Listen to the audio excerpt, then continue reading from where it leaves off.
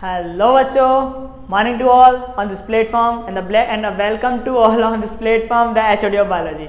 So बच्चों, आज हम लेके आए हैं अपना last part of this channel. Sorry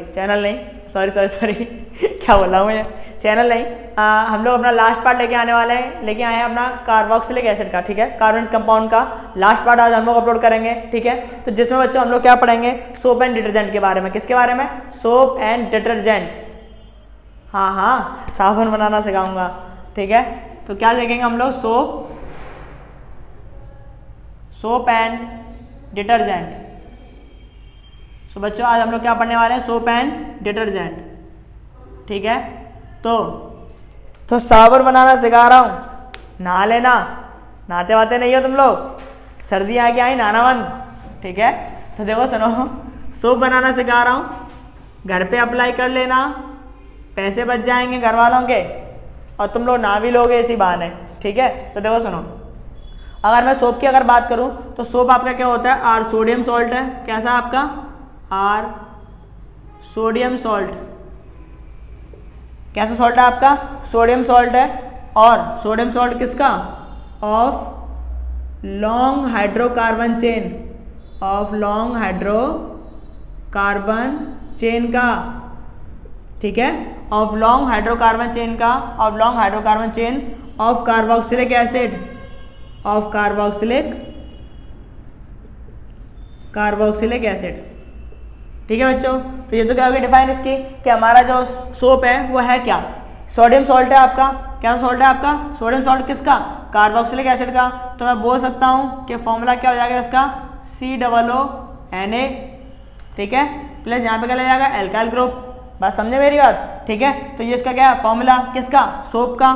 sodium salt है आपका. इस जगह पे आप लिख सकते हो C17H35 लगा सकता हूँ मैं, COONA. तो बच्चों ये आपका फॉर्मूला क्या है, किसका, सोप का. किसका फॉर्मूला है, सोप का फॉर्मूला बच्चों आपका ये. ठीक है, जिसमें more than longer of carbon chain होती है आपकी, इसलिए तो बोल रहे हैं are the sodium salt of long hydrocarbon chain of carboxylic acid. ठीक है, तो ये आपका क्या है, सोप का फॉर्मूला लिख दिया बच्चों मैंने आपका. ठीक है, अब हम स्टार्ट करने वाले हैं द प्रिपरेशन ऑफ सोप. ठीक है, the preparation of soap, preparation.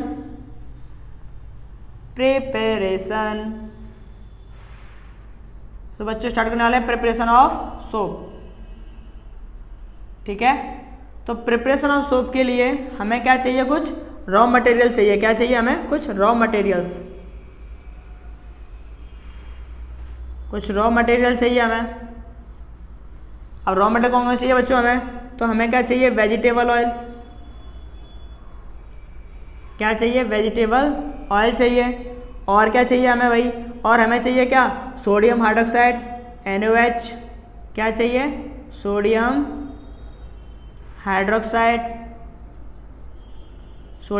चाहिए हमें भाई. ठीक है, प्लस इसको और क्या बोलते हैं हम लोग कॉमन नेम में, कास्टिक सोडा. क्या चाहिए, कास्टिक सोडा. ठीक है, प्लस तीसरा हमें क्या चाहिए, वेजिटेबल ऑयल ले लिया, सोडियम हाइड्रोक्साइड ले लिया हमने. ठीक है, कास्टिक सोडा ले लिया हमने. ठीक है, और क्या चाहिए हमें अब चाहिए तीसरे पे, हमें चाहिए क्या, सॉल्ट चाहिए हमें, पिंच सॉल्ट चाहिए हमें. ठीक है, स्मॉल अमाउंट में पिंच सॉल्ट चाहिए हमें, पिंच सॉल्ट NaCl. ठीक है, so these are things have to be required to forming of a soap. तो बनाना चालू कर लेते हैं, चलो बनाते हैं. ठीक है, तो देखो सुनो, सबसे पहले आप लोग क्या करोगे, वेजिटेबल ऑयल चाहिए आपको, उसमें आप लोग क्या मिलाओगे, बेस यानी कि sodium hydroxide, caustic soda add करोगे. ठीक है, और देन अब आपके पास बन के क्या आ जाएगा, सोप. क्या बन के आ जाएगा, सोप. प्लस उसके साथ में बच्चों क्या बन के आ जाएगा आपके पास, ग्लिसरॉल. क्या बन के आ जाएगा, ग्लिसरॉल. ठीक है, अब सोप तो बन गया, बट उसके साथ क्या बन गया, ग्लिसरॉल भी बन गया. बट हमें क्या चाहिए, सिर्फ हमें तो सोप चाहिए. तो इसके लिए मैं क्या करूँगा, इसमें स्मॉल अमाउंट में क्या मिला दूंगा, NaCl. तो बच्चों मैं इसमें क्या ऐड कर दूंगा, NaCl, जिसकी वजह से सोप होगा वो PPT फॉर्म में, प्रेसिपिटेट फॉर्म में हमें ऑब्टेन हो जाएगा. ठीक है, प्रेसिपिटेट क्या होते हैं आपके, जो घुलते नहीं है बच्चों, है ना। तो पीपीटी फॉर्मेट में हमें सोप क्या जाएगा, एक्सेप्ट हो जाएगा, ठीक है। तो कुछ इस तरीके से हम लोग क्या बना लेते हैं बच्चों, सोप बना लेते हैं, ठीक है। आई होप कि तुम लोगों को समझ में आ गया होगा कि सोप कैसे बनता है, ठीक है। अच्छा, अब मैं आपको बताने वाला हूँ द स्ट्रक्चर ऑफ सोप, ठीक है। तो स्क्रीनशॉट ले लो फटाफट से, इसका ले लिया, ठीक। अब देखो मैं आपको बताता हूँ structure of soap, structure of soap बच्चों, ठीक है। और हम लोग इस चैप्टर के बहुत ज़्यादा नज़दीक पहुँचने वाले हैं, ख़त्म पे ही है चैप्टर आपका, फिनिशिंग स्टेज पे चल रहा है, ठीक है। तो अब मैं देखने वाला हूँ structure of soap, structure of soap. तो बच्चों अगर स्ट्रक्चर ऑफ सोप की अगर बात करेंगे तो देखो सुनो, जो सोप का स्ट्रक्चर होता है आपका वो टेडपोल लाइक स्ट्रक्चर होता है। कैसा होता है बच्चों, tadpole like, tadpole, tadpole like structure, tadpole like structure होता है। ये कैसा होता है, अरे जैसे आपने कुछ बायो के आपने 10th में पढ़ा होगा रिपोर्ट चैप्टर में, स्पम होता है आपका कुछ, ठीक है, कुछ वैसे स्ट्रक्चर होता है स्पम जैसा ही इसका, ठीक है, कुछ इस तरह का स्ट्रक्चर होता है आपका, ठीक है। तो इसका जो एक हेड होता है, इसका क्या होता है, एक हेड, एक क्या होता है इसका हेड होगा, ठीक है, एक क्या होगी इसकी टेल। जो आपका हेड होता है वो आयनिक पार्ट होता है, कैसा पार्ट होता है, आयनिक पार्ट। जो टेल होती है आपकी वो नॉन आयनिक पार्ट होता है, नॉन आयनिक पार्ट होता है आपका, ठीक है। टेल आपका नॉन आयनिक पार्ट और हेड कैसा होता है बच्चों, आयनिक पार्ट होता है आपका, ठीक है। आयनिक पार्ट का मतलब है, नॉन आयनिक पार्ट का मतलब है कि ये जो पार्ट होता है आपका बच्चों वो आपका वाटर लविंग होता है बच्चों। कैसा होता है, वाटर लविंग, वाटर लविंग, प्यार करता है पानी से बहुत ज़्यादा, ठीक है, वाटर लविंग होगा, इसलिए हम लोग इसको टर्म में क्या बोलेंगे, हाइड्रोफिलिक। क्या बोलेंगे, हाइड्रोफिलिक बोलते हैं बच्चों, क्या बोलते हैं, हाइड्रोफिलिक, हाइड्रोफिलिक, ठीक है, हाइड्रोफिलिक होता है नेचर। जबकि टेल की अगर बात करेंगे तो बच्चों ये है वाटर रिपेलिंग होता है। कैसा होता है, वाटर रिपेलिंग, वाटर रिपेलिंग होता है आपका। इसको हम लोग क्या बोलते हैं बच्चों और करके, हाइड्रोफोबिक, क्या बोलेंगे, हाइड्रोफोबिक, ठीक है। तो दैट्स अ रीजन, इसी तरीके से जो आपका क्या कर पाता है, जो गंदे कपड़े होते हैं उनको साफ कर पाते हैं, ठीक है। जैसे कि मैं लेके चलूँ यहाँ पे एक स्ट्रक्चर बना देता हूँ मैं आपका। तो ये एक टब है, ठीक है, जिसमें आपने कोई भी अगर एक डर्टी क्लॉथ, कोई डर्टी पार्टिकल डाल रखा है, कोई भी डर्टी पार्टिकल है इसमें, डर्टी पार्टिकल, ठीक है। और जैसे आपने इसमें सोप मिलाया तो सोप के जो पार्टिकल्स हैं कुछ इस तरीके से चेन फॉर्मेट बना लेंगे। देखो इसके सराउंडिंग में कुछ इस तरीके से चेन फॉर्म बनाएंगे, ठीक है। जिनका जो हेड पोर्शन होगा, जिनका जो क्या होगा, हेड पोर्शन जो होगा वो आपका वाटर की तरफ होगा, ठीक है। और टेल पोर्शन किस तरफ होगा, डर्टी क्लॉथ की तरफ, डर्टी क्लॉथ की तरफ होगा। तो जो हेड पोर्शन होगा वो वाटर लविंग है आपका। कैसा लविंग है आपका, वाटर लविंग, ठीक है। और ये टेल पोर्शन है वो कैसा आपका, वाटर रिपेलिंग, वाटर रिपेलिंग, ठीक है। यानी कि ये आपका क्या है, हाइड्रोफिलिक, हाइड्रोफिलिक। ये बच्चों आपका क्या है, हाइड्रोफोबिक, हाइड्रोफोबिक। तो ये आपका वाटर लविंग है, यानी कि पानी, यानी कि देखो सुनो, ये तो साफ, देखो कपड़ा साफ कैसे करता है, देखो सुनो। जैसे कि मान के चलो आप हो, ठीक है। अब हेड जो होगा आपका, ये हेड है आपका जो आयनिक पार्ट है वो तो वाटर लविंग है, तो वो तो कहेगा मैं पानी की तरफ जाऊंगा ऐसे करके, ऐसे करके, ठीक है। अब टेल जो होगी पीछे की साइड की वो क्या कहेगी, नहीं नहीं नहीं नहीं मैं कपड़े की तरफ जाऊंगी ऐसे करके। तो टेल कहेगी, हेड कहेगा मैं पानी की तरफ, वो कहेगी मैं कपड़े की तरफ, वो कहेगा मैं हेड की तरफ, वो कहेगा पानी की तरफ। एससीओ से पता क्या होगा कि कभी तो वो अंदर जाएगा, कभी बाहर जाएगा, कभी अंदर बाहर, अंदर बाहर।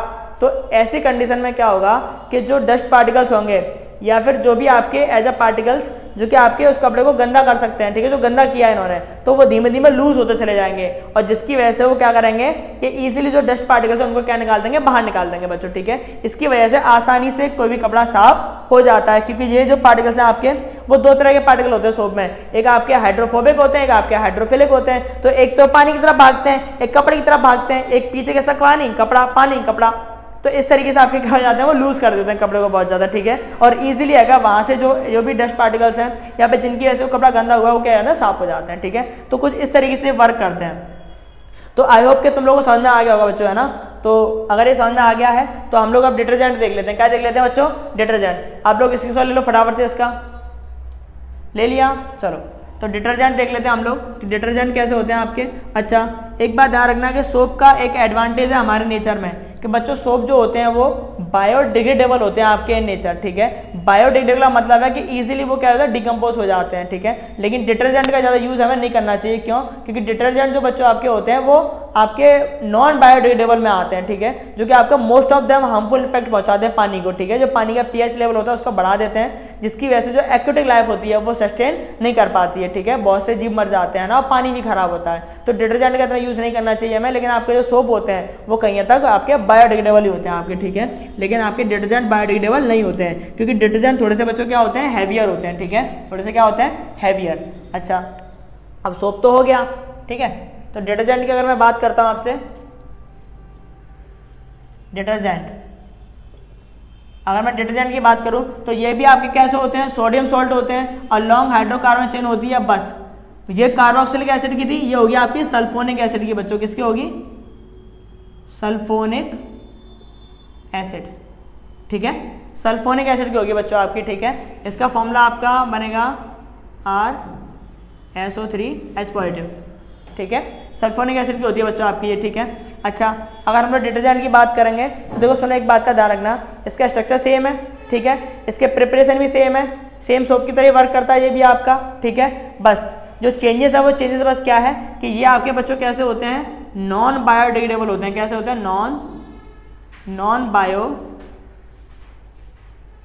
Non biodegradable in nature, non biodegradable होते हैं नेचर बच्चों, ठीक है। जिसकी वजह से जब मोस्ट ऑफ देम क्या पहुंचाते हैं, हार्मफुल इम्पैक्ट पहुंचाते हैं, ठीक है। तो ठीक है। अच्छा, सोडियम सॉल्ट होता है ना आपका, फॉर्मूला सही नहीं, अब ठीक है, ठीक है।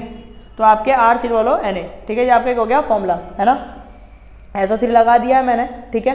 अच्छा, तो स्ट्रक्चर तो देखो सेम है इसका कहीं हद तक, और क्या मैं क्या देखना था इसमें, प्रिपरेशन देख लिया हमने, वो तो सेम ही है आपकी, ठीक है। अच्छा, हाँ, it is prepared by petroleum, preparation में आप लिख सकते हो, प्रिपरेशन में लिख सकते हो, इट इज प्रिपेयर्ड